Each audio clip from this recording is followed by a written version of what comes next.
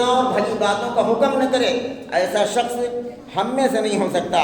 اور وہ یہ ترمذی کی روایت ہے کہ رسول اللہ صلی اللہ علیہ وسلم نے ہم میں سے نہ ہونے کا کیا مطلب ہے؟ پھر انسان وہ اسلام پر نہیں ہے، وہ تو کافر ہے۔ جسے رسول اللہ صلی اللہ علیہ وسلم کہہ دے وہ ہم میں سے نہیں ہو سکتا، وہ تو کافروں میں سے ہو جاتا۔ کہا ہماری اتباع کرنے والا وہ شخص نہیں ہو سکتا جس کے اندر یہ تین کام ہیں: چھوٹوں پر شفقت کرنا، بڑوں کا ادب کرنا، اور بھلی باتوں کا لوگوں کو حکم کرنا اور بری باتوں سے روکنا۔ میرے بھائیوں، عام طور پر جب یہ بات آتی ہے تو ذہن میں ایک سوال آدمی کو اٹھتا ہے کہ بھائی ہم تو پڑھے لکھے نہیں، ہمیں تو بات کرنا نہیں آتا، ہم کیسے لوگوں کو دین کی بات سمجھائیں، ہم کیسے بری باتوں سے روکیں، بھلی باتوں کا حکم کریں۔ میرے بھائیوں، اللہ کسی بھاشا سمجھنے میں اللہ محتاج نہیں کسی کی۔ اللہ رب العالمین ہر بھاشا سمجھتا ہے، جو طریقہ آپ کو آتا ہو۔ کم از کم آدمی موٹی موٹی باتیں تو ہر انسان جانتا ہے کہ جوا کھیلنا غلط ہے، شراب پینا غلط ہے، نماز چھوڑنا غلط ہے، تو کم از کم یہ باتیں، اس میں کوئی عالم ہونے کی ضرورت نہیں، بلکہ ہر شخص بآسانی کہہ سکتا ہے آدمی سے۔ ایک عورت دوسرے گھر کو جا کر، جیسے عورتوں میں ہے کہ ایک دوسرے کے گھر جاتی ہیں تو باتیں جانتے کیا ہوتی ہیں عورتوں میں، جب گھر پہنچتی ہیں تو تمہارے یہاں کیا پکا ہے آج، کیسے پکاتی ہو، روٹیاں کیسے بناتی ہو، یہ سبزی کیسے بنتی، وہ سبزی کیسے بنتی۔ اس کے بجائے اگر عورتیں گھروں کے اندر جائیں اور کہیں بھائی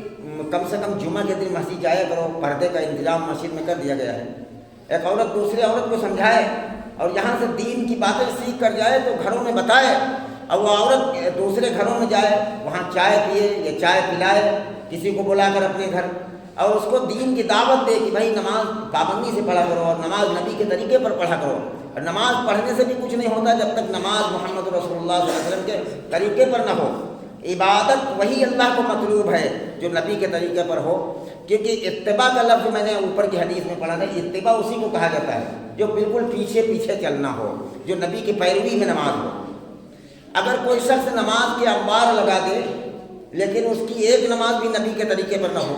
رسول اللہ صلی اللہ علیہ وسلم کے طریقے پر نہ ہو، تو حدیث کے اندر آتا ہے کہ اس کی ساری نمازیں پرانے کپڑے کی طرح منہ پر لپیٹ کر مار دی جائیں گی، اس کی نماز ایک بالشت بھی سر کے اوپر نہیں جاتی۔ نماز محمد رسول اللہ کے طریقے کے مطابق ہونا چاہیے۔ اگر نبی کے طریقے پر نہیں ہے تو عبادت سے چاہے گھٹے پڑ جائیں، عاملۃ ناصبہ، عمل کرتے کرتے گھٹے پڑ جائیں، پیلا پڑ جائے آدمی، لوگ ایسے بھی پہنچیں گے، عاملۃ ناصبہ، قیامت کے دن ایسے لوگ پہنچیں گے عمل کا انبار لے کر اللہ کے سامنے پہنچیں گے، لیکن نتیجہ کیا ہوگا؟ تسلا نارا حامیہ، دہتی ہوئی آگ میں دھکیل دیا جائے گا۔ اس لیے نماز پڑھتے ہوں گے، عمل کرتے ہوں گے، لیکن ان کی نماز نبی کے طریقے پر نہیں ہوگی، ان کے اعمال نبی کے طریقے پر نہیں ہوں گے، بس لوگوں کو جیسا کرتا ہوا دیکھا اس طریقے سے کرنے لگے، تحقیق نہیں کی اس کی کہ یہ بات نبی کے طریقے پر ہے یا نہیں۔ تو اور آخری بات عرض کر رہا ہوں، جابر رضی اللہ تعالیٰ عنہ راوی ہیں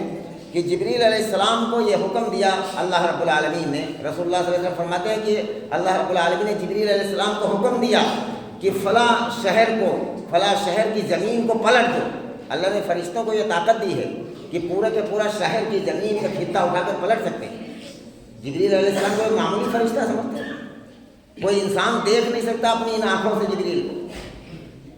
جن لوگوں نے دیکھا وہ بے ہوش ہو گئے۔ کوئی فرشتے چھوٹی موٹی چیز کا نام نہیں، اتنے بڑے فرشتے کی جو ہے فوراً اللہ کے عرش پہ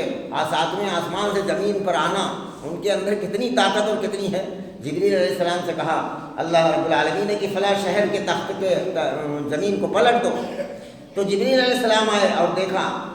واپس چلے گئے اور کہا یا رسول اللہ، اس بستی میں ایک ایسا بندہ ہے جو پل بھر کے لیے آپ کی نافرمانی نہیں کرتا، ہر وقت اللہ اللہ کرتا رہتا ہے، ہر وقت اللہ کا ذکر کرتا ہے، ہر وقت آپ کا نام لیتا ہے اور ہر وقت آپ کی عبادت میں لگا رہتا ہے۔ تو اللہ رب العالمین نے کہا کہ وہ ہر وقت عبادت تو کرتا ہے لیکن اس کے اندر سب سے بڑی برائی یہ ہے کہ اپنے گھر سے اپنی جگہ سے نکل کر کسی کو سمجھاتا نہیں ہے کہ بھائی تم بھی اللہ کی عبادت کیا کرو اور تم بھی اچھا کام کیا کرو اور تم بھی برائی سے بچ جاؤ، تم بھی جوئے سے بچ جاؤ، زنا سے بچ جاؤ، شراب سے بچ جاؤ، یہ کام نہیں کرتا۔ اسی لیے وہ آدمی جو نیک ہے، برگزیدہ ہے نا، اس کو سمیت اس شہر کو پلٹ دیا، چنانچہ پلٹ دیا گیا وہ شہر۔ جیسے کہ میں نے پچھلے خطبے میں وہ حدیث بیان کی تھی، حضرت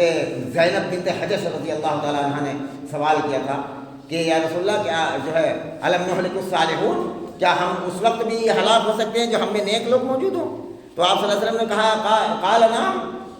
اکثر الخبائث، اگر اکثریت خراب ہو جائے تو اکا دکا نیک لوگ ہونے کے باوجود بھی اللہ کا عذاب آ جائے۔ تو یہ کہا کہ میرے بھائیوں کوشش کرو کہ کم از کم اپنے گھروں کے اندر اتنا تو ضرور زندہ کرنا ہے کہ جہاں 24 گھنٹے موبائل پر دیکھا جا رہا، سب کچھ چلایا جا رہا، گھر کاروبار کی باتیں ہو رہی ہیں، ہر طرح کی باتیں، رشتوں کی باتیں ہو رہی، ساری باتیں ہو رہی، کم از کم 10 منٹ 15 منٹ 24 گھنٹے میں جب سارے گھر کے لوگ اکٹھا ہوں ایسے نکالے جائیں کہ وہاں بیٹھ کر ایک دن میں ایک چیز پوچھی جائے۔ بیوی سے شوہر پوچھے تحیات پڑھ کر سناؤ تمہیں یاد ہے کہ نہیں؟ یہ دعوت کا کام ہے میرے بھائی، یہ دعوت سب سے پہلے گھر سے شروع کیا جائے۔ کبھی کسی بچے کو بلا کر اسے پوچھا جائے کہ بھائی وضو کرنے کا طریقہ بتاؤ کیسے، کہاں سے شروع کیا جائے گا وضو؟ تو یہ ہر شخص کی ذمہ داری ہے، ہر مرد عورت کی ذمہ داری ہے۔ ماں اپنی بیٹی سے کبھی وضو کا طریقہ پوچھے، ماں اپنی بیٹی سے کبھی غسل کا طریقہ پوچھے۔ اگر وہ پڑھی لکھی ہے اور جانکار ہے تو اس کے یہ ذمہ ہے کہ پوچھے، اگر وہ انجان ہے تو اس کے یہ ذمہ ہے کہ جو جاننے والی عورت ہے اس سے پوچھے اور پھر بھی تحقیق کرے کہ قرآن حدیث کے اندر یہی طرح لکھا ہے کہ بتانے والے نے غلط بتایا ہے۔ تو یہ وہ چند باتیں تھیں جو آخرت کی فکر کے تعلق سے، دین کی فکر ہمارے اندر پیدا ہو جائے، آخرت کی فکر پیدا ہو جائے۔ میرے بھائیوں، ہم کیسے، ہمیں نیند آ رہی، کیسے ہم سو رہے، گھر کے سارے بچے بے نمازی ہیں، گھر کے سارے بچے جوا کھیلنے لگے، شرط بازی کرنے لگے، گھر کے سارے بچے گمراہی کے راستے پر چلے، اور باپ کو لیٹتا ہے بستر پر، نیند کیسے آ جاتی ہے؟ کیسے نیند آ جاتی ہے کہ پڑوس کا کوئی آدمی ایسا ہے کہ جو کبھی جمعہ تک کی نماز نہیں پڑھتا اور ہم اس سے سلام دعا بھی کرتے، اس سے ملاقات بھی کرتے اور اس کو دیکھ کر ہمیں نیند آتی ہے۔ ایک کارخاندار کیسے اس کو نیند آتی ہے کہ اس کے کارخانے کے سارے مزدور بے نمازی ہیں اور مسلمان ہوں؟ میرے بھائیوں، فکر پیدا کرو، نیت کرو انشاءاللہ اس کی فکر پیدا کرنا ہے۔ ہمارے ہر گھر کے اندر دین زندہ ہو جائے، 100% دین زندہ ہو جائے۔ میرے بھائیوں، یہ تمام کی تمام ظالمانہ حکومتوں کی طرف سے جو ہم پر مسلط کیے جا رہے ہیں، یہ تمام کی تمام چیزیں انشاءاللہ اس سے ہمیں نجات اس وقت ملے گی جب رب مجھ سے راضی ہوگا۔ کوئی ترکیب اور نہیں ہے دوسری۔ صحابہ کرام کو تھوڑی تعداد میں تھے کہ قیصر و کسریٰ جیسی حکومتیں کیوں لرز رہی تھیں؟ ان کے اندر ایمان تھا، دین تھا، تقویٰ تھا، پرہیزگاری تھی، ان کے اندر دینداری تھی۔ میرے بھائیوں، وہ دین جس قدر ہمارے اندر واپس آئے گا، نہ یہ مسئلہ چناؤ سے حل ہو سکتا ہے، نہ سیاسی پارٹیوں سے حل ہو سکتا ہے۔ یہ مسئلہ صرف یہ حل ہو سکتا ہے کہ جو کائنات کا مالک ہے اس کو راضی کیا جائے، کہ وہ اللہ ہم سے کیسے راضی ہو جائے جو ناراض ہو گیا ہے، جس کی ناراضگی کی وجہ سے ظالم حکومت ہم پر مسلط کر دی گئی ہے۔ اللہ رب العالمین سے دعا ہے کہ جو باتیں کہ وہ سنی گئی ہیں اللہ ہم سب کو اس پر عمل کی توفیق عطا فرما دے۔ یا رب العالمین ہم سب کو جب تک زندہ رکھے اسلام پر، جب موت دیجیے تو ایمان پر خاتمہ نصیب فرما۔ یا رب العالمین اپنی اور اپنے رسول کی سچی پکی محبت نصیب فرما، اپنی اور اپنے نبی کی سچی